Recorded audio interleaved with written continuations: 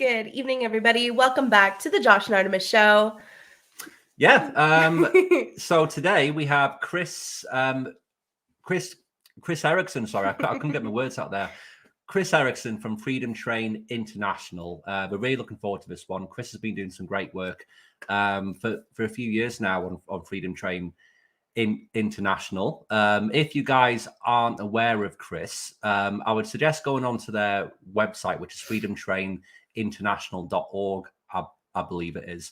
Yeah, and it's actually linked in the description. It's linked in the description, guys. For and sure. They've been doing some great work. We've been on it for a few days. Apologies, I can't get my words out tonight. I don't know what is going on with my voice tonight.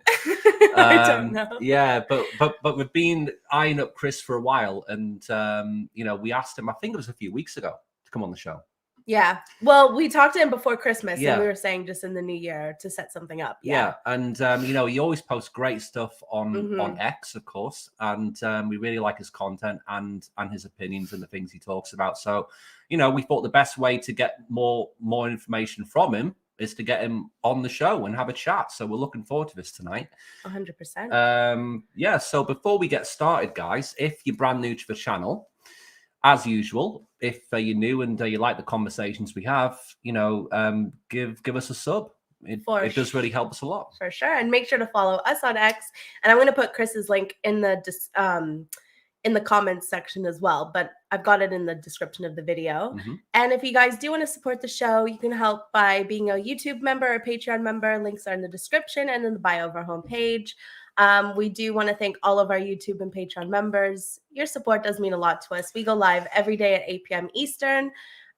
We've got a couple of other exciting guests coming up that we've just booked in today. So we literally had a chat before the show with one guest, which we've been trying to get on the show for a while. So we'll announce that over the next few days. So we're excited about that one. So we're doing a lot behind the scenes for you guys, and we're really excited about that. But should we bring in our special guest tonight? Absolutely. Let's bring him in. Let's bring in Kris. All right. Here he is. Hello. Hey guys, how you doing? Good. Yeah. Apologies for the intro there. I couldn't get my words out. So apologies if I butchered your name there, Kris. It's all good, man. It's all good. Yeah. But no, we had a brief chat backstage and stuff. And, we mentioned the Freedom Train International movement, which you're a part of. I believe it was founded by Jim Ferguson. Is that right? I think he's from the UK as well. Is that right, Jim? Yeah, that's correct. Yeah. Yeah. So when was it that Freedom Train was founded? Was that a few years ago now?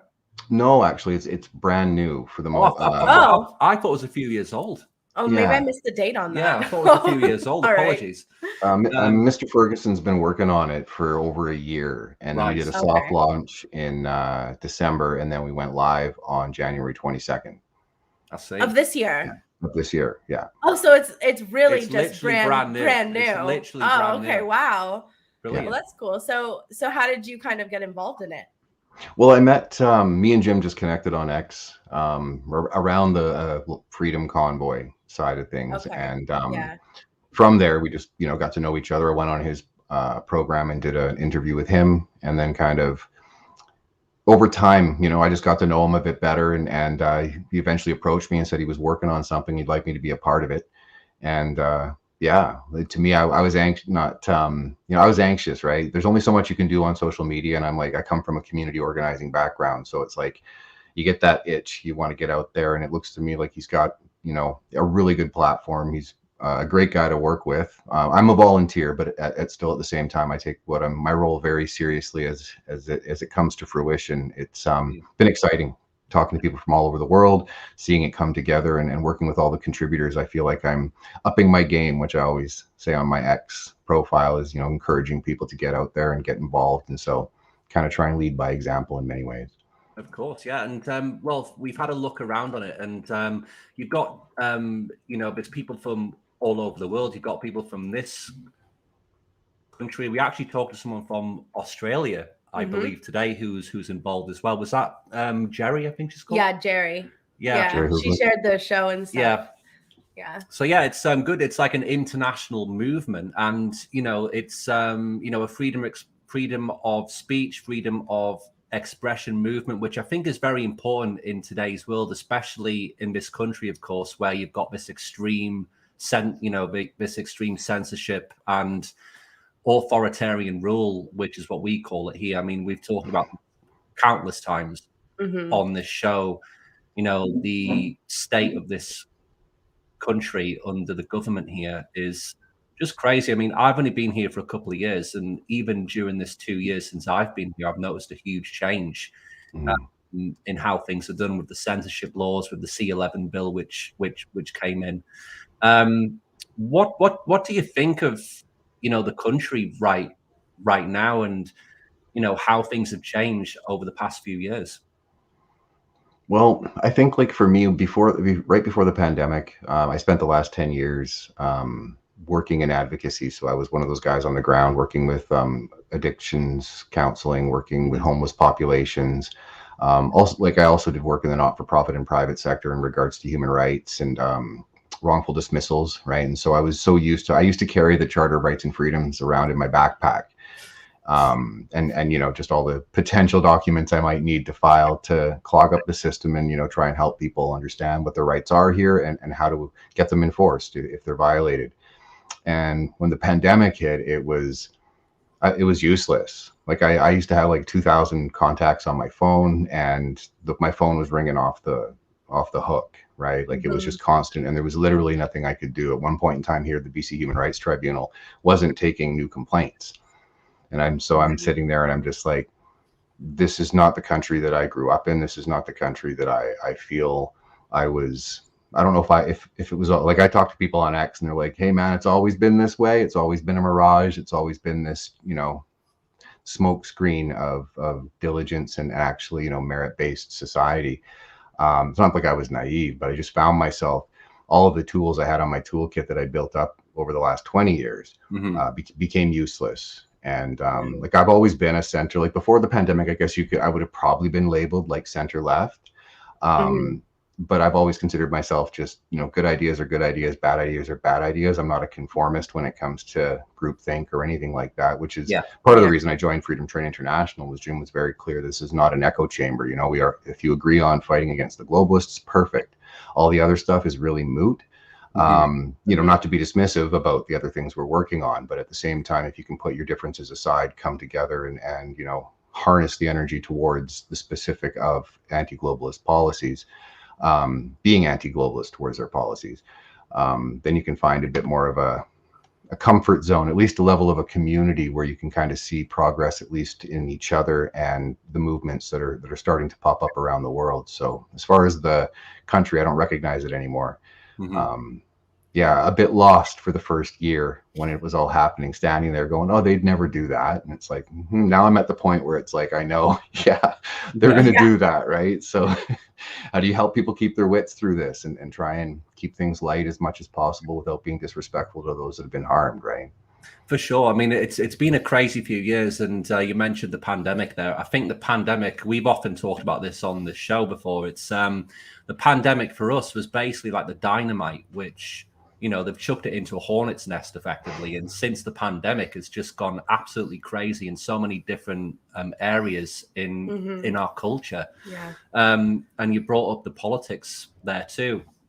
We completely agree. We don't even know which side that I identify with anymore. It's just, it's very hard to make sense of what's right and wrong, if that makes sense now, and like you just said there, it's basically all about good ideas and bad ideas. That's how we see it too, and we don't really conform to one side or the other.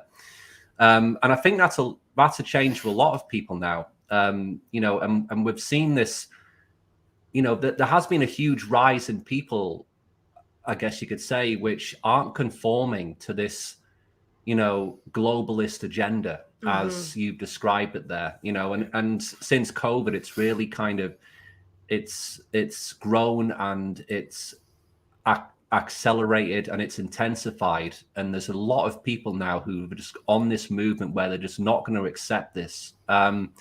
What do you think? I mean, because obviously you mentioned the pandemic, but do you think this was kind of brewing before the pandemic? And that's the interesting part. Most of my work was a micro level, right? Like I'm Yeah. on the ground, I'm meeting with people, doing, troubleshooting behind the scenes. I was kind of like a white hat, somebody who could look at something objectively and try and find resolutions without compromising my integrity or my soul in any way.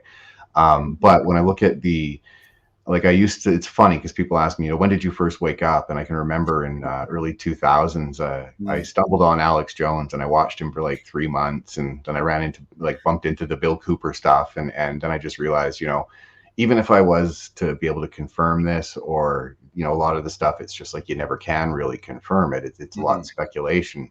And then when some of the stuff I came on to X because I was one of those guys that I loved it if you use social media, because if my work with research, I'd be able to create the 6 degrees of separation with a lot of the work I did, but I was dead against it. And then when the pandemic hit, I saw what was happening with the We Charity scandal. And I just said, this is so much corruption. I'm just going to get on X and I'm going to, well, it was Twitter at the time. And I'm going to start posting, and then people start putting stuff underneath my posts. And I'm looking at it and, okay, I would be dismissive, right? Because there was a level of cognitive dissonance for me as far as that can't be true. And then I start seeing connectivities of remembering some of the things Alex Jones or Bill Cooper and a lot of other people had said, because I was in politics, right? So I'd hear people mumble about Agenda 2030 or Agenda 21, but I never really took it seriously. I was very focused on what's in front of me, right? Mm-hmm. And then I started to take a look, and eventually it's like my mind had to get to that point of acceptance on some levels. So I had to look at, okay, there's so much out there, there's so much information, so much chaos. What is real? What is not? What policies? So I start reading legislation. I start seeing movements made locally, and I bump into the WEF and I see how, to me, it's like, how do we have all these conflicts of interest in Parliament and no one's addressing it, and then I just came to the conclusion that with what I can see, is it doesn't seem to me like our politicians are representing our interests anymore. That that false notion that they should be representing the local interests, well, their loyalty is to the crown. And I see a lot of from the UN to WEF to the World Health Organization, I just saw a lot of the similarities in their policies and then what's actually being deployed on the ground. And at least the Commonwealth countries, and then we see in America, the Western countries, there seems to be a level of hegemony in regards to what the long-term goals are. And none of it looks good for us. None of us voted for it. So much of it's being done subversively. And when you get into the idea of, which side am I on? Which team is my team? I'm looking at it going, I don't see a team that that is actually representing my interests or the interests of people who just want to be left alone, live their lives, have opportunities, work hard, be able to create a life for themselves, for their families. And all I see is these globalists that are pretending they're not globalists and making over $200,000 a year and spending money like there's racking up the credit card, creating the inflation. To me, it just looked like there is such a disconnect between the common person and those that are elected to represent our interests. I just think that it's all I have to say it, right? It's like a mirage. I can't watch Question Period before. It used to be part of my job to watch it. And now I look at it and I just go, this is just such a giant stage. They're all just screwing us. And like the Elon Musk quote, where you look good while you're doing evil. Yeah, that's like the perfect quote, really. I love Elon Musk. Yeah. That interview was brilliant. He told everybody to go fuck themselves. Yeah, I mean, he's he got a lot of stick for that, of course, but for us, it was absolutely bang on the stuff he was saying. He's one of these people. He's one of the most powerful people in the world. One of the most, in terms of the money he has, he's one of the most powerful people. Yeah, and obviously he runs X now. And for someone like that to kind of call out the globalists the way he did and call out all of these movie studios like Bob Iger, at Disney. Yeah, we thought it was great, but of course he got a load of crap in the mainstream media, which wasn't a surprise.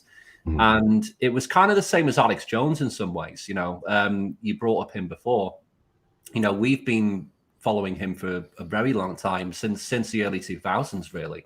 Yeah. And he obviously got a lot of crap for the Sandy Hook stuff, which, it wasn't his finest hour, of course. But, people need to remember that people can get things wrong. And the way he was kind of treated, in my opinion, with the defamation case where he was fined $1 billion, I think it was just insane. Mm-hmm. Yeah. And, you know, for me, it was just a blatant kind of, you know, an FU to Alex Jones, and you know, you basically shut your mouth, you know, because we control the story. That was the message from what we got with that. Yeah, for sure. What's your thoughts on Alex Jones? Well, I think that when it comes to Alex Jones, it's like I would never want to take his microphone away, right? Like that's who I am. Like I wouldn't want to take anyone's microphone away. If you got something to say it, right? You should have that right to say, as long as you're not encouraging violence or harm to others or things like that. Like I think that there should be. It's like tough. Like, am I a free speech absolutist? Well, yeah, with the exception of trying to, harm people. Yeah. But when it comes to him, it's almost like, to me, it seemed like everything was stages, like since probably the early 90s. But when it comes to him, I think that, and similar with the Freedom Convoy, when we saw it here, I think they were looking to send, there's something called the chilling effect, right? So when you're looking at Alex Jones on a base level, I don't know if it wasn't him, it would have been someone else. I think it was one of those situations where they were trying to make an example out of someone. He had a very large platform, obviously still does, right? And I'm glad to see him back on there. I don't often share his stuff. I don't really keep up with him that much anymore, but I still commend him for the work that he does. I got nothing negative to say about him. But at the same time, I think they were making an example out of him. It's the same thing with the Freedom Convoy when it happened. They were trying to make examples out of people simply to try and prevent others from doing what was happening, right? They'll arrest people. That happened with some members of the Freedom. Well, I lost my X account, and a bunch of X accounts were shut down the same day that the emergency. Wow, I didn't know. Yeah, I'd still love to know who made the call on that. But at the time, it's funny because at the time that happened, the CEO, or was it the CEO or president of Twitter at the time, was also the president of the Trudeau Foundation. Not many people know that, right? It was one of the first people that Musk removed, right? And so it's kind of like they make examples out of people by giving them fines, by arresting people, by, I posted something this morning with the Ottawa police chief talking about, if you're participating in this protest, we will be seeking financial sanctions. We saw that. So it's all this stuff. And then eventually, like a lot of people that got fines during the pandemic and the Freedom Convoy, they're all dismissed, right? Like they just do it to try and prevent other people from stepping up. It's like with freezing of the bank accounts. I think that when they froze the bank accounts, that chilling effect. And I still think people need to go into prison for that, because to me, if you want to reestablish trust, that's one of the weird things, because in a lot of my work, it was like I'd be in a situation where there would be an expectation, like here's the law or here's the policy, here's the violation, there should be action, right? And I would get in response, well, we can't really go with a hard hand on this because the public's trust in the institution is paramount. Right, we have to maintain that, so we'll have a certain. So there was like different rules for different people, and I found it was kind of similar in a lot of the things we saw here, except for they didn't care. Like they got to a point in the pandemic where they didn't care whether the public trusts the police anymore. They don't care if they trust the healthcare service. They don't care if they trust the judiciary. There was it's almost like I had a rule when I was in advocacy. There's like two organizations. I wouldn't take on the health authorities and I wouldn't take on the Clintons, just as a joke. I would say that, right? Because they were so methodical in how they were able to install people into the positions. It's like if they're going to do something, they know this is the person that will end up having oversight over it. And so that's kind of what I feel with our judiciary, even though we did have a win last month with the convoy being deemed illegal as far as the Emergencies Act goes, right? We were still in a situation where you see so many court decisions or human rights tribunals that were dismissing, and it wasn't going in our favor. Like even the Brian Peckford case, where it was deemed its mootness, like it was right. So I looked at that and I just said to myself, there was such a orchestrated psychological and structural deployment of something at the time that I didn't really realize what it was. And now we're coming back around where I think that with the chilling effect is kind of thawing, where people are just like, we see that the trajectory the country's going on. Anyone who goes shopping can see what the problem with the inflation. They can see that we're not the light there, like the government is still just going through the standard operating procedure. That's why I think there's a mistake there, where it's like you look at Parliament and anybody who's been harmed, and I would imagine anybody who said no to the shots or who didn't participate, they said no to the masks, that they lost their jobs. There's such a genuine detachment, like I said earlier. It's like, that's one of the things I give the conservatives a hard time about. And you know, my channel on X is not, I'm not conservative, I'm not PPC, I'm not liberal, I'm not NDP. I look at it and I go, you're not going to say anything about the vaccine injuries. You're not going to say anything about the brutality of the charter that occurred over the last couple of years, because you need to win an election. Yeah, true. Exactly. And we've noticed that about Pierre, of course, as well, that, you know, he's been very silent, and there's been a lot of comments, and I wouldn't say they're accusations, but I would just say that people have noticed that, you know, the Conservative Party here aren't really a Conservative Party. They're kind of trying to pander to all sides, you know, which is what ties into what you were saying there. And, you know, they have been silent on a lot of big issues, especially with the Freedom Convoy fallout, which is very surprising for me, because, you know, what happened to the truckers was just a disgrace. I mean, I wasn't in this country at the time. I was in the UK, but it did make worldwide news. Yeah. And I can remember seeing that and thinking, wow, the government actually, you know, had the power to stop someone's money, you know, over the fact that they're literally just protesting for their human rights at the end of the day. Yeah. And it was a scary thing to kind of see. And I wasn't here at the time, of course, but it made me think, you know, if that's going on there, that can go on, you know, in any place in the world, really. So it was a very interesting and scary time for people. And of course, I do believe as well, Kris, aren't some people involved in court cases now with the Freedom Convoy? Yeah, there's still some that are outstanding, and then you have the Coots 4 in Alberta that is still ongoing. Yeah. You know, so there's still some legal components there. That it's one of those weird things, because a lot of the it comes back, I just compare it to the work I had before. Like, most of the time that when I was working, it was literally just trying to force people to come to the table, right? You have a job description, you have, you know, you should be following through on that, and the avoidance. And that's kind of what scared me the most in regards to the violations of the charter. There was no check or balance when they were doing all of this to force the government to actually show evidence when it came to the science behind the pandemic and these restrictions. Because a lot of people don't realize that every province and territory in Canada had a pandemic plan before the pandemic hit. And then when it hit, they all threw it out, and they decided to go with these lunacy. And you have the chief public health officer of Canada talking about glory holes. Like, I got to the point where I'm like, they're just trolling us now, right? They're just seeing what they can get away from. And that's kind of what scared me, right? It's like, I always thought, all right, I had this false notion that neighbors, like, I'm very neighborly. I'll help you if you need it. Like, I don't interfere in your business. I don't go to my way to, you know, if I'm doing something, let me know, you know, kind of thing, live and let live.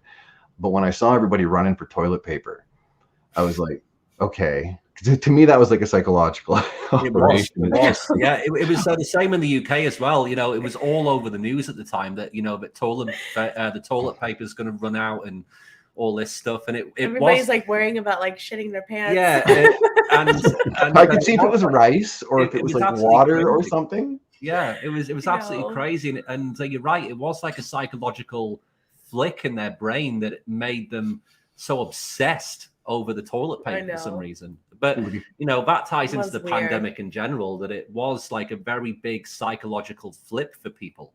And we're seeing the fallout of that now, in my opinion, with this woke kind of ideology which has taken over. I think COVID was like the dynamite, which I said before, which kind of kickstarted all of this, what we've seen since.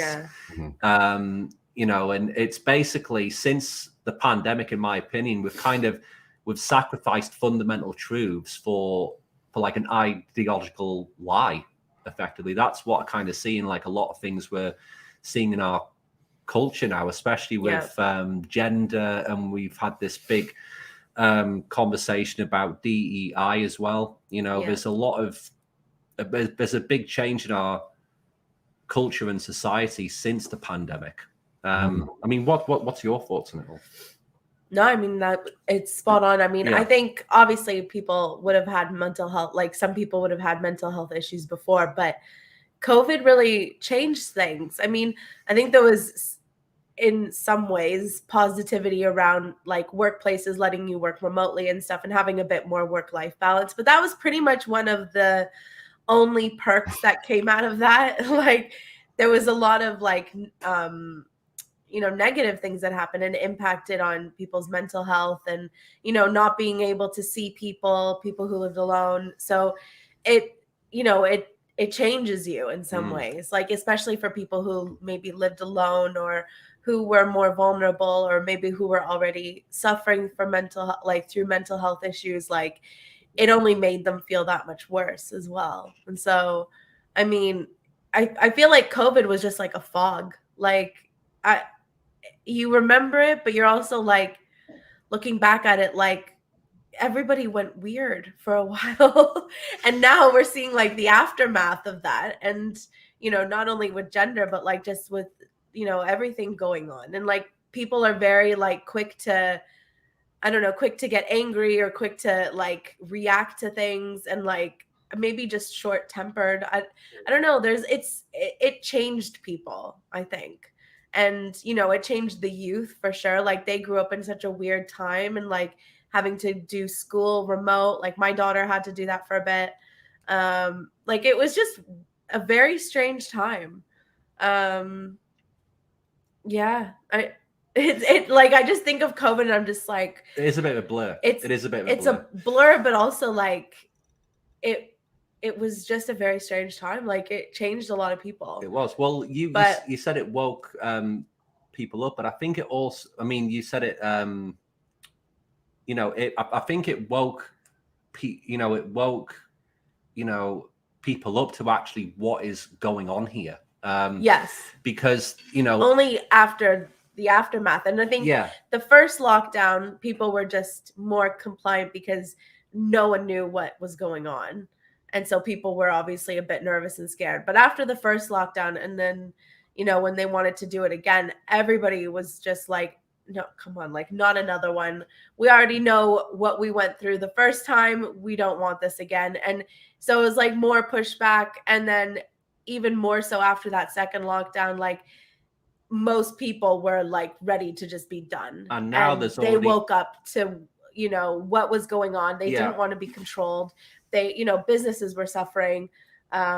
People were, getting angry, didn't want to wear masks, and no one will ever wear masks again. I can guarantee this. No one with like, some people still wear masks today, which is wild. Most people won't. I mean, there's already people won't. No, there's already talk of this disease X. I mean, I saw Liz Churchill post something today about it. That the UK are already working on this vaccine for disease X. And I mean, how could they possibly work on a vaccine for a disease what effectively doesn't exist? Yeah, supposedly. What's your thoughts on disease X?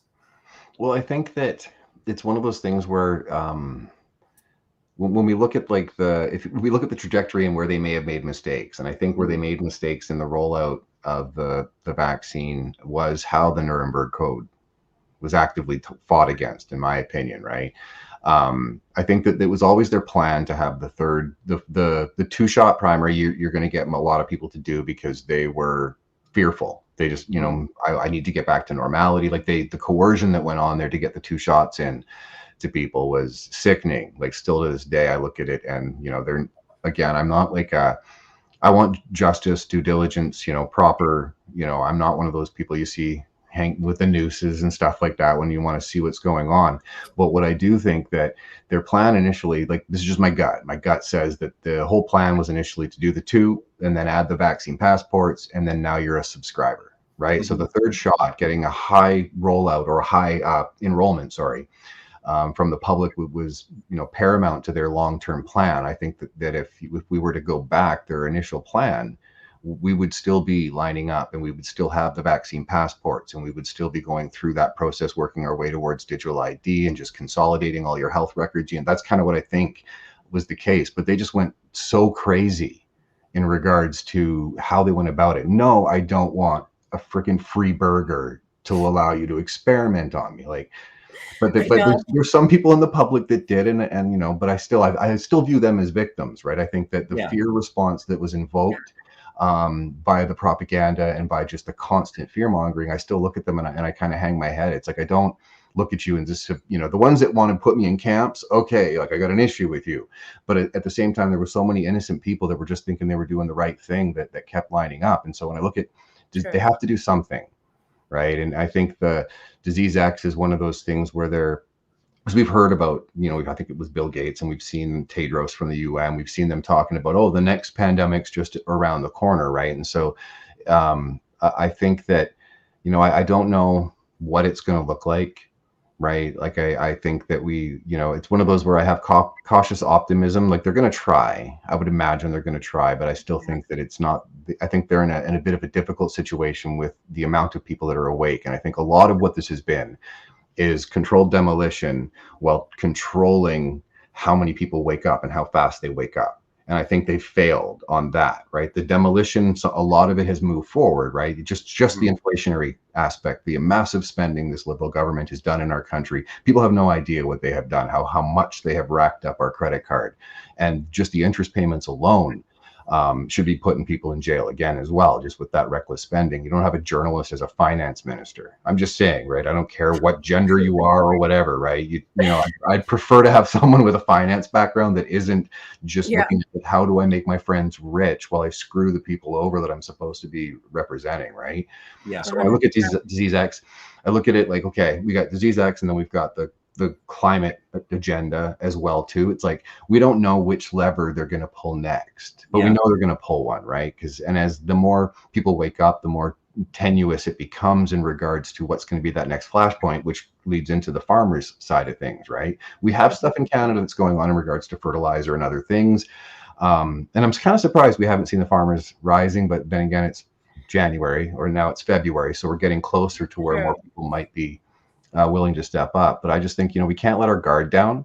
At the same time, we can't stay in that position of just being hyper vigilant all the time, right? Because when you mentioned before, as far as the impacts of the pandemic, was one of the first things they did. I have a social services background, right? And so I'm looking at early childhood development. I'm looking at what are you doing with the putting kids at home and not allowing them to have any level of social components. You're masking them, you're social distancing them, you're not letting them play hockey unless they enroll in these trials. I call them medical trials. I don't call them vaccines. I just can't do it. I never have. I know they changed the definition.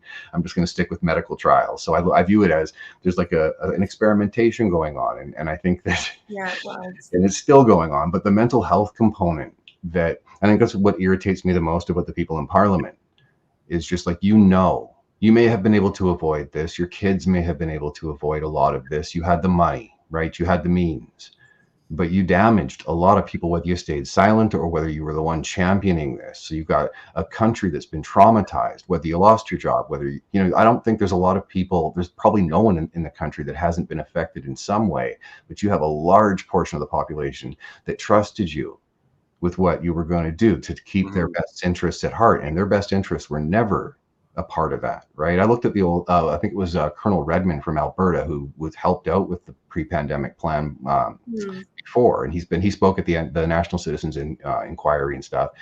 These restrictions, these maskings, none of this is actual science, right? And so did this to people, and I'm thinking, okay, is it a compliance test? What is it? And so on one side, you can give people, like, you can give the conservatives, it's like there was such a push, you know, they didn't want to come out against the science. They didn't, you know, because everything was moving so fast, right? And so I would give them a bit of a break to a certain degree. And now we're 4 years removed from this, and they're all out there campaigning and pretending, oh, axe the tax. It's like, really? You're just going to watch the suicide rates go up. You're going to watch 50,000 people who think they have no other choice but to go for assisted suicide. You know, I used to be a crisis line volunteer too. Nowhere in my manual was it offering that. It was about, do you have a plan? Are you going to act on that plan? Let's get intervention here because you have value. There's like these, it's like a save people's lives. Yeah. Instead of saying, all right, well, here, we'll help you die. Yeah. I mean, we've talked about that on the show so many times, mate, and behind the scenes, just to each other. How insane it is how the government actually have this policy in place for, you know, and of course I think they've delayed it for 3 years when they're putting it in for mental health conditions. Now they have. That was just a couple of days ago or yesterday or something. A couple of days ago. Yeah, but that's obviously just been shelved for now. But you know for a fact they'll bring that in at some point. To me, because people they spoke up. Right? Yeah, I was gonna say it's probably because of all the outrage and all the media that came out about it, because it is outrageous. Like, you're basically saying you don't care about your people, and yeah, if you're feeling a bit sad or depressed, let's help you die instead of let's help you and just end it there. Let's help you and, you know, help you get better and work through this. It's just like, you know, let's help you end your life and then we'll harvest your organs. Yeah, that's right. I was sitting here going, okay, are they going to jump up there? Because I wasn't sure if I was going to or not. But they're like, to me, it's like predatory and it's nefarious, right? Yeah. And so when I look at the political landscape of where we're at, whether it's the mental health that came from the pandemic policies that's not being addressed, whether it's the predatory nature of MaID, or whether it's the gender ideology, the harm that's being done to youth, I'm sitting here and I'm going, okay, there's a certain level I can understand. Before the pandemic, I would have fully understood the conservatives playing both sides. You got to go for the middle. You got to understand. But the policies they're deciding that they're going to just shut up about, it makes no sense to me. You've got, right now, Canadians need to hear that they have value, that there is going to be accountability for what has happened. So even if, I don't want to really get in on Poilievre, because it's the headquarters, right? It doesn't matter who gets put into the leadership position. To me, there is a mandate. This is what you're going to do. That machine. The same bird. That's what we always say. It's two sides of the same bird. Yeah, it's no different with Scheer, no different with O'Toole, no different with Poilievre. It's all that they have a script. They run the script. They do things based on polling as opposed to what's right. Yeah. So to me, it's like, I look at it and I go, okay, but I as well, I'm not saying, okay, vote for this party, vote for that party. We're going to have a conservative government. If Trudeau doesn't remain in, we're going to have a conservative government for 4 years. And once that conservative government comes in, it's still game on. It's like, there's nothing, like, I would imagine, yes, I'm going to celebrate, that Trudeau's gone. Absolutely. Right. I might have a double shot. I might have a double shot of espresso that day. But at the same time, it's like, okay, the Canadian people need that. They need that release. They need him to be gone. They need to start healing. And that's the problem, is so many people are carrying a level of trauma right now and confusion, and they keep putting their hope in things rather than looking in. They're not looking at themselves as far as, what can I do? What can I contribute? And there's still so much fog for people because, from what my background, for what I had seen, I know the world is not a nice place in general. Most of the people are nice, but 10% is screwing it up for everybody, and they know they're doing that, right? And so there's not a lot of hope right now for people. And so when we see the farmer stuff, anything that I can do to try and increase and inspire people to try and not only heal, but find your best version of yourself. Because I was hurt when it first happened. I lost a lot of friends. I lost a few family members that were, that judgment came as far as you're not a team player. And it's like, well, whose team are you on? Right? It's like, no, I'm not going to let them stick me with anything. I'm going to wait. There's no data. What are you doing? Yeah. But you have those people that lost everything. And there's a large portion of people that don't understand what happened. They don't know how to start to live again. And that's the thing for me. I eventually got to the conclusion. It's like, I'd rather know who my friends are. I'd rather know who I'd want in the trench with me when things go bad. And I also know that there was a freeing component, like a liberation eventually, and realizing that we only get a short time on this planet. And so what am I going to do with that time? Am I going to live in fear? Am I going to hide under my bed? Am I going to be angry? It's like, no, I'm going to go out there. I'm going to still see things and do things that make me feel good. I'm still going to see beauty in the surroundings. I'm going to see beauty in people, be hyper aware of, okay, who's a communist and who's a fascist, right? Try and get those categories laid out. But at the same time, that's what's frustrating to me, is that we don't have enough people that are doing that. We don't see enough people that are seeing that trauma and trying to help us understand that we've experienced a collective trauma, not just in our country, but around the world. And that's when you see things like Freedom Train International that's trying to provide, at least, it's like a grand central station, right? Like, it's not like Jim is the founder, but he doesn't necessarily view himself as like this giant leader of a movement. It's more so we need a place to come together. We don't need an echo chamber. We need to try and harness our energy in a way that can push back without pitchforks and torches. I know there's a lot of people that disagree on that. They want the pitchforks and torches, but I still think that's the human way. Yeah, I was gonna say there's always gonna be people like that, no matter how good things are around the world. Yeah, there'll still be people who choose to complain or look at the negative side. So yeah, you just gotta deal with it. Well, and there's that's the thing is that I think that the more people, I think if I can do it, if I can come out the other side and see that the world has changed, we're not going back to pre-19 to 2019 and before. Would I want to go back to that, knowing how much of a mirage, knowing how tenuous everything was? At any point in time, a lever can be pulled, and we're at the mercy of these people. And that's why I think there's people like to use the term revolution, and I look at it more as a renaissance. I think that we need to enter a period of time where we have this collective healing, at the same time a level of activism that needs to happen. People need to get involved. They need to localize their organizational efforts, whether it's local, whether it's regional, whether it's national, global. You have to start to learn how to trust again, because we've all experienced a level of betrayal that we never thought we'd see. And so it's first you got to trust yourself, and then start making those steps towards identifying people that you can, I said earlier today, find your tribe. What that means is different for everybody. But if we don't keep saying that, and if we don't keep trying to at least encourage people to see that value in themselves, that's what the thing about MaID that drives me crazy, right? And I'm glad to see it pushed off till 2027, but we've lost a lot of people that we shouldn't have lost, right? And so but I take motivation from it, right? It's in their honor, and then those that have yet to come, and those that are still here, we have to keep fighting. No, for sure. You've it's a great point. You mentioned there about we've lost our collective trust in people, and I think that's a great point, because we all have our different social groups, of course, but as a collective, I think you're right. We have lost our collective trust in the human race. And we've seen so many changes, and you mentioned before about the potential levers, what they could pull next with either disease X or with the climate change stuff. And I think a big part of them kind of furthering that agenda is the control on social media. I mean, we talked about WEF on our show a couple of weeks ago when the conference was going on, and I can't remember who was talking about it, but someone at the conference was saying how they want to regulate social media in the EU, specifically with X.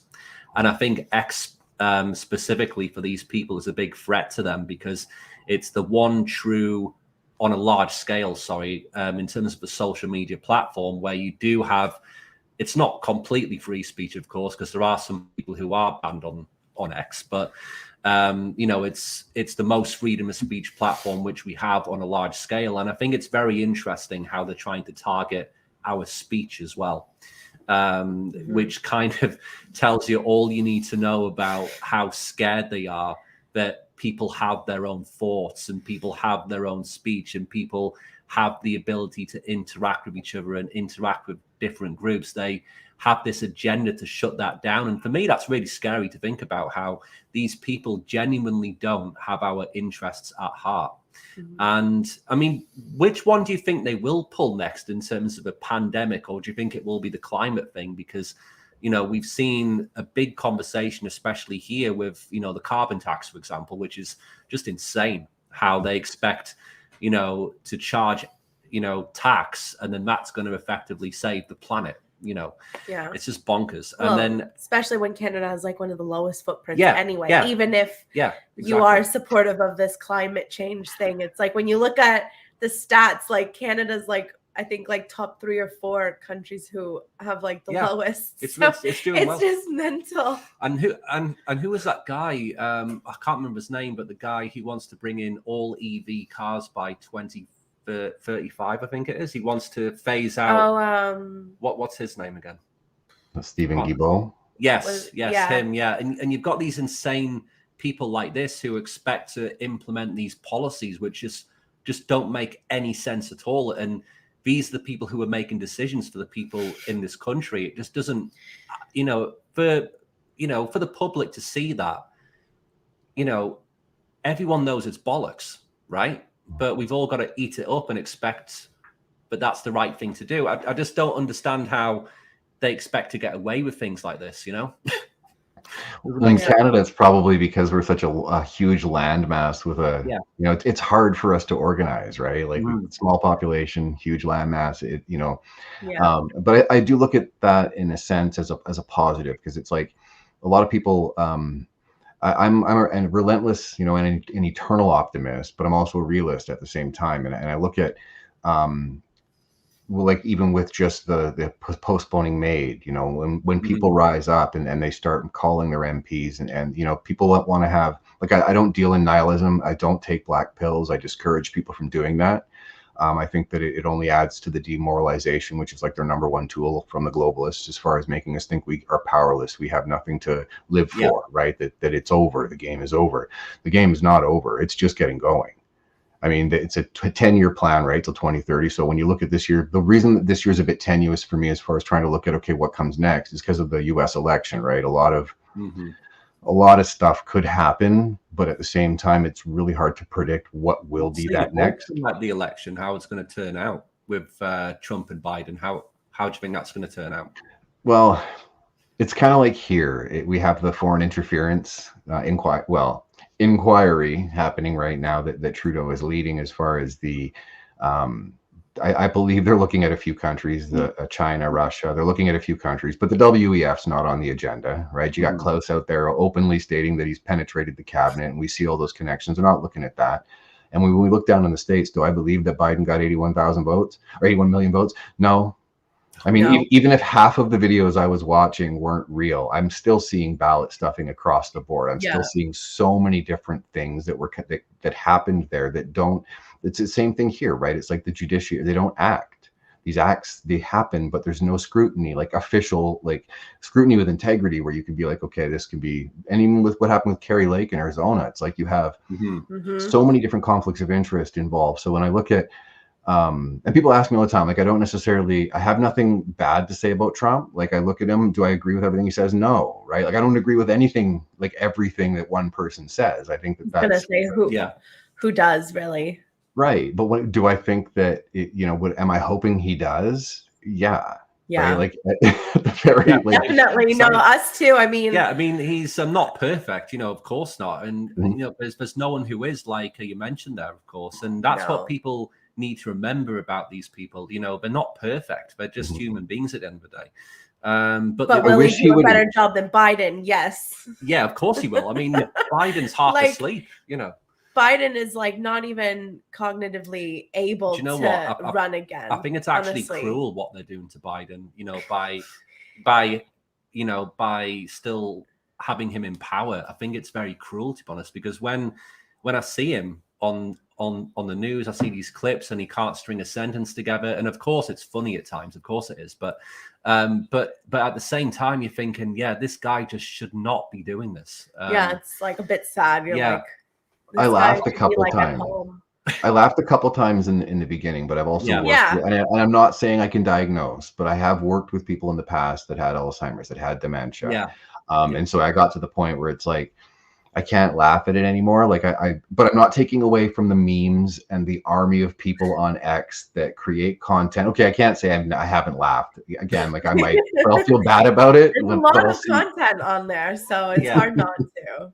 But but we know what you mean. It's more like this guy actually probably does have something going on. He definitely has dementia, in my opinion. It looks like he has dementia to me. He's definitely losing his marbles. That's what we say in the UK. He's losing his marbles. We say here too. You say that too here. Yeah. All right. Well, it makes you question, right? Stole that from you. I don't know. Yeah.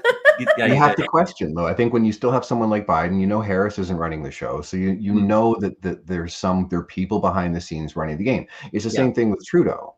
There's no way. Like I would assume that Freeland and I'm going to kind of assume Freeland's been running the show for quite a while, but she's also, it looks like, taking orders from other people too, right? With the foreign interference, and it just seems to be a complete shit show when it comes to who's actually running the country. There's globalists behind it. We can just see that based on their actions, the policies, and what they're doing, right? But it's just, you know, there was a time like when Trump was in power, I'd be like, okay, no one's messing with America. Do I have some issues with how he handled the pandemic? Absolutely, I do. But at the same time, there was a deterrent there, right? Like there was people were, because he had an air of predictability, but if you study him long enough, he's very predictable in how he's going to respond in a lot of ways, right? So that gives a level of certainty, a level of understanding where America stands. Right now, you're putting out this very weak thing, and I mean they bombed a couple of places. I think it was Iran and Syria or something today. 85 sites and stuff. You know, I don't know. I haven't looked totally into that, so I can't really speak to it. But it's just like we're seeing anytime that we have this unsettled nature within the public, like the public's waking up, they don't like what they're seeing. There are protests and things happening, like down in Texas, right? So let's start another war. Right, you can always go. You know which X accounts to go to, because the Republicans are very similar to the certain sections of the rhinos down in the States are very similar to our conservatives up here. Right, they're warmongers for the most part. Right, you can see Lindsey Graham tweeting away. You know who the standard operating procedure people are going to be as far as the. I don't know how many shares they have in Halliburton or whatever, right? But you look at the vested interest is never about the innocent people on the ground that are going to be harmed by this, right? We see war all over the place, and it doesn't allow. There's like I view war as primitive. I think our species can evolve away from that and figure out a way to be able to find commonality without killing a lot of innocent people. Yeah. But there's still. We agree. It's like. To me, it's like, how have we evolved enough yet to not have wars across countries? Like, at what point will we finally realize that we're all humans? Like, we're all the same species. It doesn't matter about race and religion and different countries. It's like, at the end of the day, we're all the same species. And so why can't we like work together? That might sound too cheesy. I don't know. But it feels like how long until we can finally realize that? And that's when we can actually evolve and grow as like on Earth, like as a planet. And it's. I think it comes down to money because money, power, control. Absolutely, and we have companies on the stock exchange who benefit from wars. We have companies on the stock exchange who benefit from illness and disease. And as long as they exist, war, illness, and disease and death will exist. And that's like the sinister thing for me. It's kind of an open secret but that's the plan, if that makes sense. It's in plain sight that we can see where the money trail goes to all these places, but yet, we're just told to accept it again. It's all about that thing where people have just completely, not forgotten, but they've lost sight of what's actually going on, if that makes sense, Kris. Yeah, and well, they're put into a position like when you look at the quality of life, for like this generation that's coming up now, it's going to be impossible for them. Like I mean, I don't know how old you guys are, right? I'm in my mid 40s, and even when I look, right, okay, yeah. So even still, right? If you haven't already, if you didn't do that in your 20s to be able to get some level of security, which I don't know, but I look at the prices of houses now and what it costs to raise a child. Would you want to raise a child in this country? I don't know, right? I would probably homeschool. Too late. We've already got two bills. Right. So hopefully homeschooling. I'm not giving you advice. I'm just saying that. At least honestly, we like at the rate that things are going, like we have talked about it. We've talked about it. Yeah. I have to we've talked to the school as well just to see like what their stance is on certain things, like with like the topic of gender and stuff in the school. And they are very adamant that they actually don't talk about any gender identity for now. Yeah. But they're very firm that they don't bring up that topic in elementary school. Yeah. They were specific to say elementary school, but they were saying we don't have any topic of gender identity in elementary school. Perfect. Which is good for now. I mean, like we said, like that could totally change, but it's still concerning. It's still concerning, as a family who has two young girls here, it is concerning because obviously the tentacles of that gender movement are reaching in so many different places now. It's just crazy how effectively an ideology has captured so many different institutions and so many different countries and so many different, it's just impacted everywhere. It's impacted governments, schools, hospitals, businesses, workplaces, people, especially young people. And, we saw the Danielle Smith announcement yesterday, I think it was, or the day before. And, you know, we did a whole show on it, and we dissected her speech and stuff. And when we were going through it, you know, because obviously on X, everyone was celebrating that it was such a great move and stuff, which of course it is. But then we dissected it, and it was like, have they actually gone far enough here? You know, it was kind of pandering still a little bit for me. You know, it wasn't really going, it was, you know, because we've talked about some examples on our show before where, you know, there was a family in Montana, I think it was, who lost their child. I think they were 14, and their parents didn't affirm their 14-year-old's chosen gender. I think they were a boy, but they wanted to be a girl. Opposite. They wanted to be a boy. They wanted to be a boy, but basically the parents didn't affirm their gender, and this kid contacted Child Protective Services in the States, and they basically took the child away, which is just insane. How Child Protective Services have the power to do that, because you're effectively not affirming your child's chosen gender, but they're children. How are they supposed to know who they are? And it doesn't make sense to me, and it's scary as parents. It's scary. It's good to point out as well that in Montana, they actually they don't have like the gender affirming care in that state. So they wanted to, when they went to the hospital and stuff with their child, like they wanted to move them to like Wyoming. And then apparently the daughter's mother was in Canada, so they wanted to move her there. And the dad and the stepmom had no control over what was going on anymore.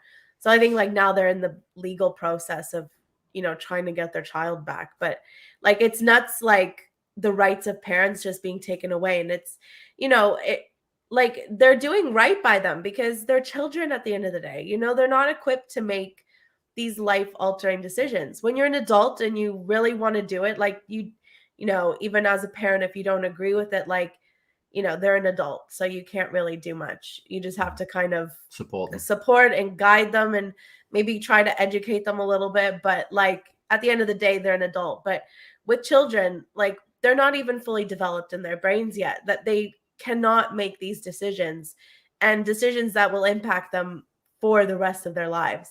This isn't just choosing a career, or even getting a tattoo is less impactful. You can get it removed. Going on puberty blockers getting surgeries is irreversible.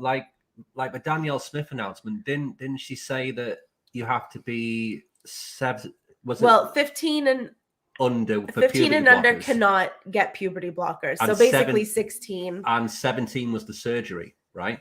Yeah, but she worded it funny. But what's the drinking age here? Isn't it 18? Well, I think it's every province is 19 except Quebec is 18. Am I correct? Is BC 19? Yeah, 19, and that's the same thing for cannabis. So you have to be, so you can be younger to get gender surgery than you are to have a drink. Yeah. That's and everyone was on X just it seemed like they were having a pie that this announcement from Danielle Smith was amazing. And I'm thinking, really? I mean, that basically shows me that, nothing's really changed here effectively. No, I think the best part about that was maybe about keeping women's sports female. Yeah. But at the same time, that's only in Alberta. So I also don't really know how that would work if you're in another province. I think it's just specifically for the province. Yeah. So again, it's something to celebrate, but it's a very small step. And Ontario's already come out and said that they're not going to follow suit, that it's, and Trudeau's awful and, disgusting and and Trudeau's called it the worst. Well, he's called it the most anti-LGBTQ policy in the country. I mean, I can't believe. I don't get his obsession, and he has kids. What if his daughter was playing in a sport and she was playing against a boy, and it was a female sport? I don't know. I don't get the mentality.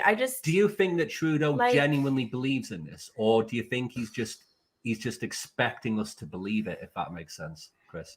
Well, I think it's kind of speculation. Like it's yeah, hard to know exactly what's going on. But if you look at the metrics, the dynamics, right? You have, I didn't know because I don't have kids. I didn't know this was going on. But you see it seemed like it was all in conjunction, right? Like you had Epstein didn't kill himself, by the way, but you had all of this going on with regards. Well, you have all this going on with in relation to that. You have a whole bunch of people that are very nervous about those lists and stuff being removed. Yeah. You have the pandemic hit, which is, I would say, shattered a lot of the early childhood development of a lot of these kids, right? They're confused. They don't know what's going on. They've been isolated. Socially awkward. Right. And then at the same time, you have the parents being removed from the discussion in regards to these decisions. So you have a vulnerable population that is now being subjected relentlessly to this gender ideology, confusing these kids even more. But they're still vulnerable, right? Like they're kids that they're looking, they want to fit in, they want to find a level of community, right? They basically just want to find some level of stability. And so when I look at it again, I kind of view it the same as MaID. I view it as very predatory by the schools, by the government, in saying, okay, to me, the brain's not fully formed until you're 25, right? Like that. I think that's still science unless they've changed it, right? And so still science. That's what we go by for now, right? And then you see them floating around terminology like mature minor. Okay, who decides who is a mature minor? Creepy. Mature minor sounds very. It sounds creepy. very pedo-esque. I was gonna say, right? So I don't know. We're one step away, and you see some of the laws down in California lowering the age of consent. Trudeau looking at. I'm not even gonna go there as far as, but we see this kind of shift in the kids are under attack, right? And that comes back to what your point was. It's like, and with the housing and just everything, a family that's trying to raise their kids, how are they expected to understand that there's like this globalist takeover happening when everything around them is such chaos? It's like our reality was inverted, and they're now just finding out this is, you're talking to my kid about what? What, like at school, like you're not the parent, like Joe instead of Mary or something. They've kind of used the pandemic to slip all this stuff in, if that makes sense. Yeah, it's all a distraction. Yeah. But with consequences that are horrendous. And I didn't realize what was going on until I think it was Dr. Lupuy. There was a few doctors online that were actually posting the pictures of what these surgeries look like. Yeah, I've seen some pictures. They're horrific. Like Frankenstein, honestly. I mean, and if opposing that puts me at odds with these people, I don't care. Stop doing it. Jordan Peterson's done really well. Again, I don't agree with everything he says, but he's done really well in drawing attention to this stuff, because it is mutilation that you cannot correct. So why are you as a teacher, why are you as a government encouraging this?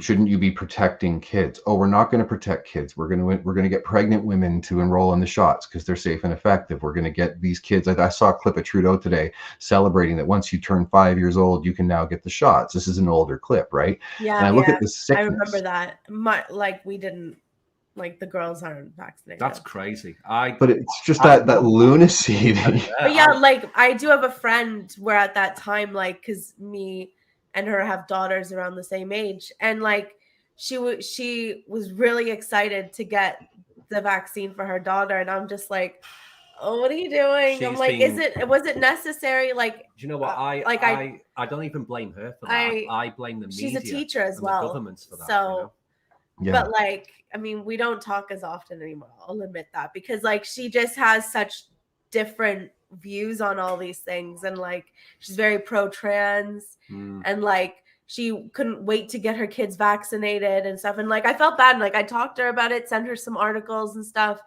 and it was like kind of talking to a wall. And you can't convince people who are in deep of their beliefs like that. You can't. It's like there's two universes that are running parallel, right? And like I could just see that she wasn't living in reality, and like, I wasn't trying to be like that friend that just is like judging or anything, but I'd send her stuff and then, try to have a conversation. But like, you could just tell when people are basically like F off. And so I was just like, all right, I'll just do my own thing. I'll just do my own thing. It's fine. But so like, it's, it is what it is. But like, at the same time, it's like, you can see how like certain people just go through the motions without really putting in like enough thought. And then it's like, yeah, but it's like you don't know the long-term effects of what that's going to do to your kid. Maybe nothing. Like maybe everything would be fine, but you don't know that for sure. So why would you use your kid as like a lab rat,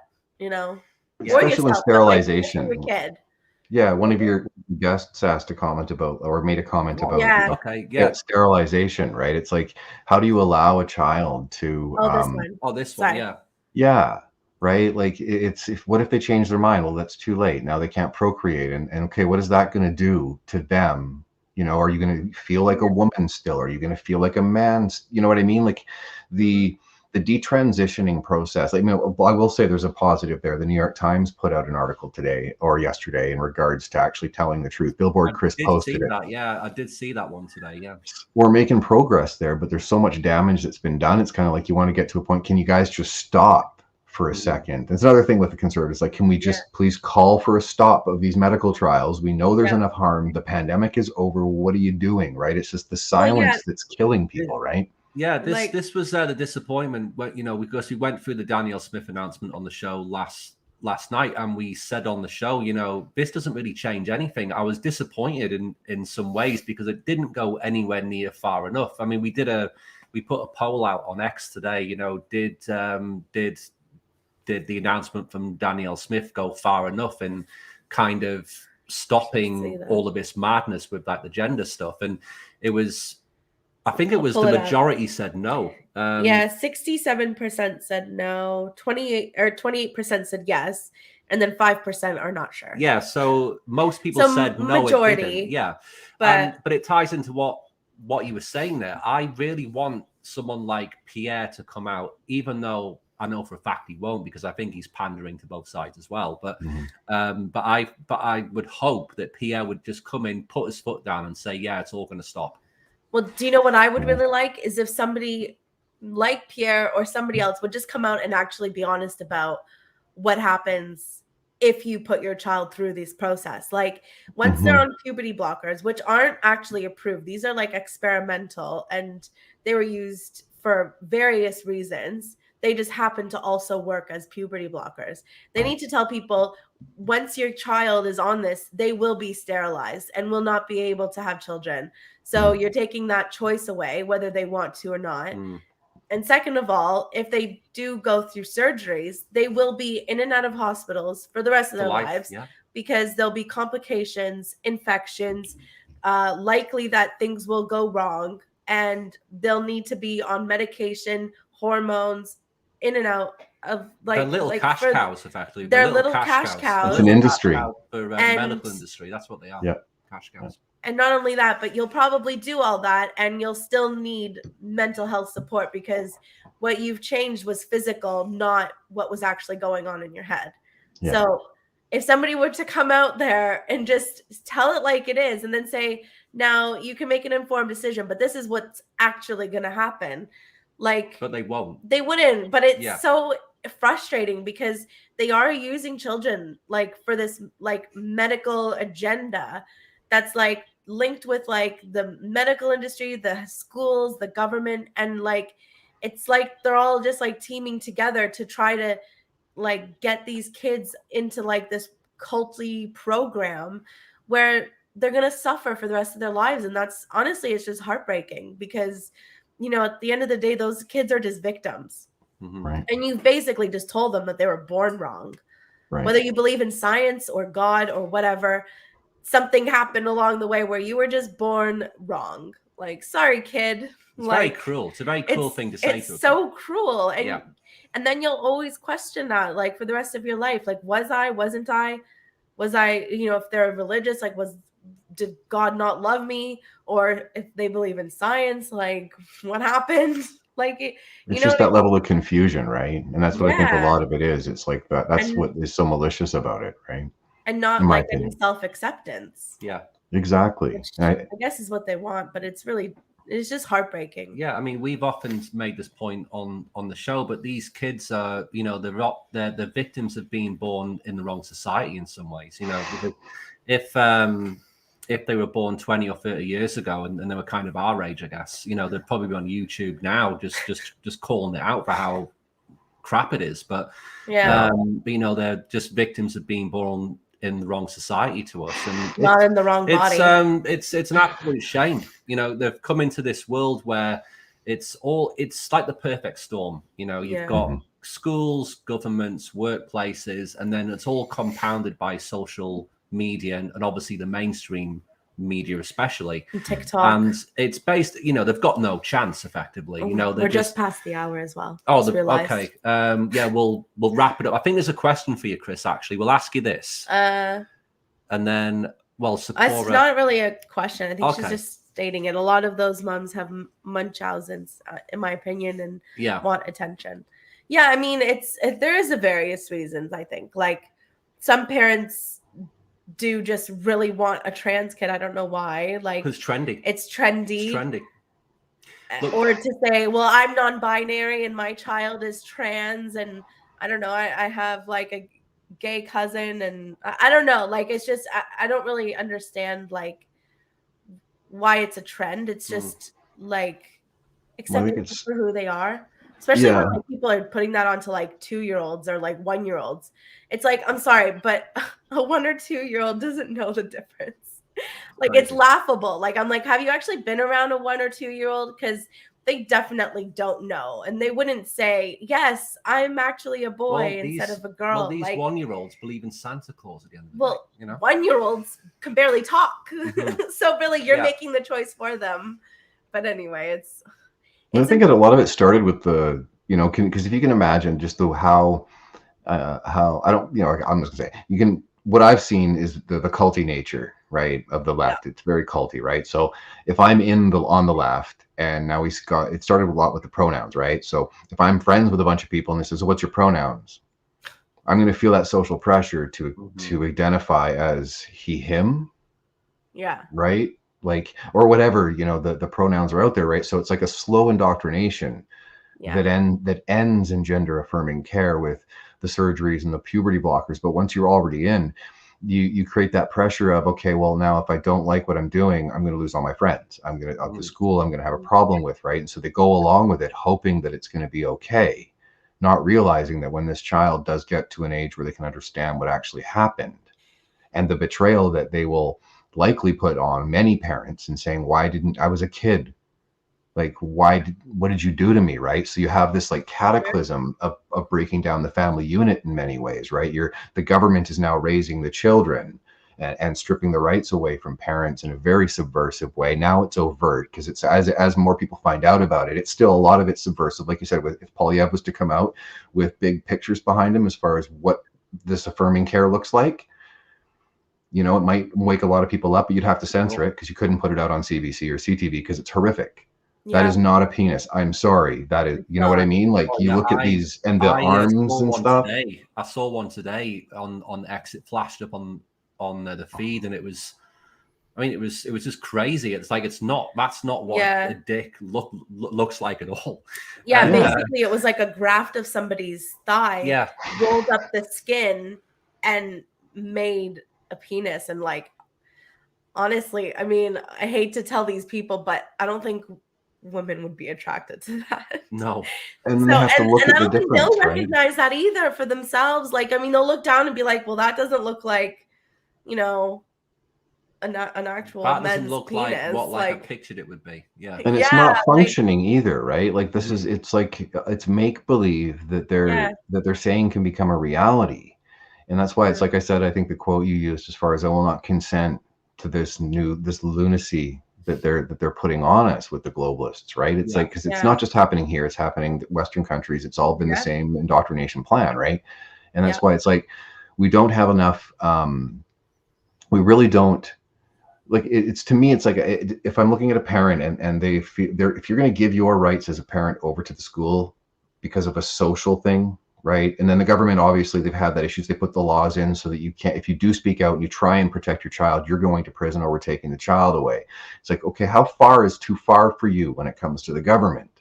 Right? I'm like, I guess I'm a civil libertarian. I don't like labels in general, but I'm just like, the government is there to do a certain thing, right? As far as having like the services that we need. They're not there to indoctrinate your children. They're not there to tell you that you must shut your business down without having to prove the reason why, right? They've just gone so far off the field and telling us what this new normal is. And I completely reject it. You're not going to tell me how to think. If you sound like a lunatic, I'm going to call you a lunatic. Yeah. Right. Like, or you can try and help me understand. Right. But when I look at all the stuff with the gender affirming care, when I look at what they did to the kids during the pandemic, it just seems like this generation that's coming up, you know, I'm middle-aged, right? Well, I fear for what is life going to look like for kids that are born now in 20 years? What kind of life and what kind of opportunities are they going to have? The government just needs to get the hell out of everyone's business and do their job, which is represent our interests, not their special interests that they continue to keep doing. Right. Oh, for sure. So, but it's no different. That's why things like Freedom Train International and other things that are it's not just Freedom Train International. There's groups around the world that are doing things, and I think we're at the point now where people are ready to get involved. They're anxious. They know it's not going to stop, and I think that's kind of what a lot of people went through in the last year is that acceptance of it's not going away. They're not going away, right? We have to get to that point where the people who are that just want to be left alone get off the couch, that get out from under. Like, I understand social media has a positive impact, but if we stay in the matrix, this is all going to happen around us. And so that's why I'm like, try and find that balance of, and that's with things like what Freedom Train's doing. It's like you have the kind of like the Grand Central Station where all the contributors that come on, they have their own trains that they're driving, but we're working together against with a common goal and putting our differences aside to make sure that we can achieve that goal. Mm-hmm. And then you need to have local organizations, right? Partnering with them, coming together so that we can, and it's not just protesting people. And I get it, protesting and petitions, those only do so much, right? Yeah. You need to be active. You need to get into those school board meetings. You need to run for city council at the very least, even if you don't expect to win. I always said this, when you run for office, it's not always about expecting to win. Mm-hmm. It's about taking away their ability to control the narrative. And if you do it in a professional way, if you have good ideas, if you're able to expose their bad ideas or the games they are playing, we change that Overton window, right? Like we start to slowly change people's awareness over time. I know that there's like a pressure. It's 2024, we got till 2030. I've already seen this as though unless they pull some pretty heavy levers, we've already delayed them or forced them to pull levers a lot sooner than they wanted to. And I think the Emergencies Act was one of those things, right? Yeah. And so we're not the minority. Like, I don't care what anybody says. The people that are awake are far more than, like, for me, it was the Freedom Convoy that showed me that we are not this fringe minority. So anytime I hear Trudeau speak, oh, you're projecting. You're the fringe minority, right? You may have control of all of the levers as far as government institutions go, but you don't have the control over all of our minds, our ability to come together, our ability to not lose our humanity in this, which is what I think they want us to do, and many didn't. A lot of them probably feel guilty about that. Some of them don't, they've been quite open with their hate and disdain for a lot of people, right? For humanity in general.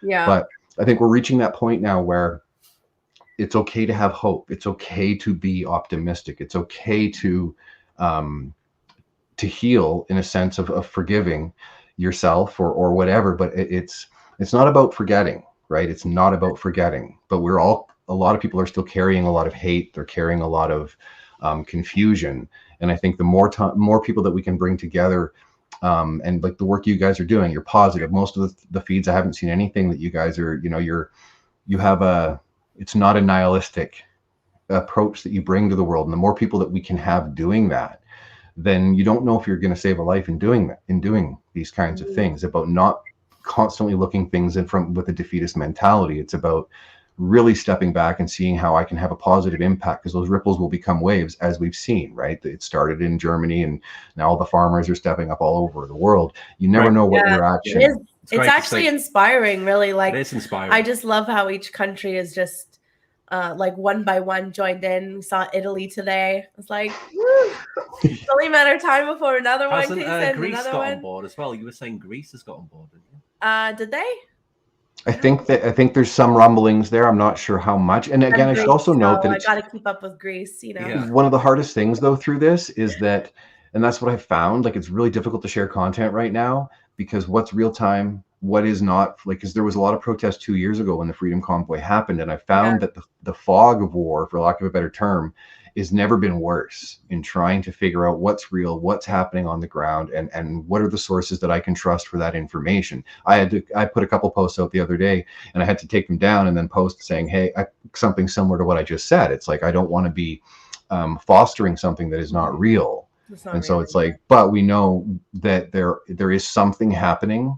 What is that gravity of it? What is coming next? I think that, you know, I look at it as an opportunity to harness that energy, find the positive people that are doing the good work, and try and give them support in any way that I can, and then just go from there. It's about staying in the moment. A lot of it is not to look too far ahead. You have to look down the road just to, you know, to be kind of aware and prepare yourself the best you can. But do whatever you can each and every day. Wake up with a smile, go to sleep with a smile. You know, as long as you're not letting those globalists live rent free in your head, you're doing good, right? So just keep going. Which we don't, for a second. Doesn't seem to be. Yeah, you know, we've completely woken up to this, you know, and that's why we wanted you on the show, because we kind of saw you on X and we're like, yeah, this is a guy that we can relate to. So yeah, we'll end it there, Kris. We're coming up to an hour and 20 minutes now. I know you're a busy guy. You said you'd give us an hour, so it went over 20 minutes now. It's all good, guys. Appreciate you having me. 1 hour and a half. So yeah, I guess we kind of tested the limits a little bit. We don't want to take the piss. You know, we don't want to take the piss of your time tonight. But, you know, we really appreciate it. Yeah, and thanks so much. And of course, we'd love to have a chat with you again at some point as well. If anytime you'd like to come on, really. All right. Yeah, I'm game. Yeah, you guys are great. So any time, if you want to reach out to me, I'll make the time. If you have a last minute cancellation, shoot me a DM. If I'm available, I'll hook up the mic. So it's all good. Sounds good. Appreciate it, Kris. We'd love that. We'll pop you backstage just for a minute, just while we do like the outro. Then we'll have a brief chat with you backstage. There's something I want to ask you, so I'll pop you backstage. Mysterious. All right. Yeah. Interesting. I don't know what it is. No, it's fine. It's good. Yeah, so that was Kris. Great guy, and you know, we've been trying to get him on the show for a while. We've been looking forward to this conversation because for me, we really identify with how he thinks about the world and how he thinks about the future of the world. And as you can see by the conversation we had, he's a very caring person. Yeah. You know, he does care about the world. He cares about people. He cares about the future of people. And, you know, his background in social work and community work, you know, that really shines through in what he was saying. So it was a great conversation tonight, I thought. Yeah. Great conversation. No, 100%. Like, I'd love to have another chat with him. Yeah. Or multiple. Multiple, yeah. Multiple even. Let's just have him on the show. Let's just have him on the show every single day and see, you know. He'd get sick of us so fast. He really would. I don't think he could handle that much of us. No. But yeah. But anyway, hopefully, hopefully you guys enjoyed that. Let us know what your thoughts are, and make sure you do follow Kris on X. We did put his link in the chat. I don't know if that comes up on X or not, so it might only I think it does, but I know it comes up on YouTube, but I don't know if it comes up on X or not, but it definitely comes up on YouTube. But we also have it in the description, and we also have the freedomtraininternational.org website in the description. I'm also going to pop it onto X after the live show, so that way it's in the comments there, because there's only so much space you could put. But anyway, make sure you guys do follow him. And we did try to tag some of the people that are also part of the organization, so make sure you guys follow all those people and just support each other. Support the Freedom Train movement as well. Go on the website, have a look at the great work they're doing. Apparently we didn't do our homework, and the launch was brand new. Yeah, but it didn't look like it was, because we've been on their website and like it looked like. I guess it was like perfect timing where they had launched it. I know we looked like absolute noobs when we said that, didn't we? I felt like a moron. Not gonna lie, but it's all good. It's all good. You know what? They're doing such a great job and made it feel like they were there for a long time. They did. That's what I'm saying. It looked like a very established brand, what's been around for a few years, and they're doing great work. So please go support them. Please go check out the movement. And I think they have a Patreon and stuff as well, or buy me a coffee. Yeah. So you guys can also donate to them to help support their cause. Brilliant. Sephora said she's following Kris now, so that's awesome. Good. Thanks very much, Sephora. I think you'll like the content that he displays. Yeah, that he posts some good stuff. That he displays. But yeah, thanks very much, guys, and thanks for everyone who's going to watch the replay as well. We do get more people to watch the replay than turn up live, so appreciate that. Just before we go, if you like the conversations we have and the guests we have on and stuff, then subscribe to the channel. We do bring you daily content. We go live 8 p.m. Eastern. We do have a variety of topics and guests. So we had Kris on tonight. We do have April Hutchinson on tomorrow. Yep, she's coming back tomorrow. We're going to be... Who is the power lifter who was disgracefully banned for 2 years for calling a... Suspended for 2 years for calling a trans woman a man. And she was banned for 2 years. So she's going to come back on tomorrow. Yeah, we got a couple of good updates with that she's coming back on the show for. And then on Tuesday, we've got Dr. Ethan Heim. Aton Heim, who was the Texas Children's Hospital whistleblower who was on Christopher Rufo's show a few weeks ago. It was a big interview. We did a whole breakdown of it, but we managed to get him on the show. So he's going to come on Tuesday. So we're looking forward to that. Yeah. And then we've got a couple of more, but we're still following up on dates. So keep updated. That's why we always say to follow us on X, because we do post a lot on there and we do share as much as we can, about like what we're doing with the show and stuff as well. But yeah, absolutely. So make sure to like, share, subscribe, follow us. If you want to support the show, you can become a YouTube or Patreon member. Links are in the description and of course the bio of our homepage. We do want to say thank you to our YouTube and Patreon members. We've gotten a couple of new ones recently, so we do really appreciate the support as we do go live every day at 8 p.m. Eastern. And we're trying to bring you more and more guests on the show. So hopefully you guys appreciate it. And we'll see you tomorrow. See you tomorrow night, guys. Take it easy. Take it easy.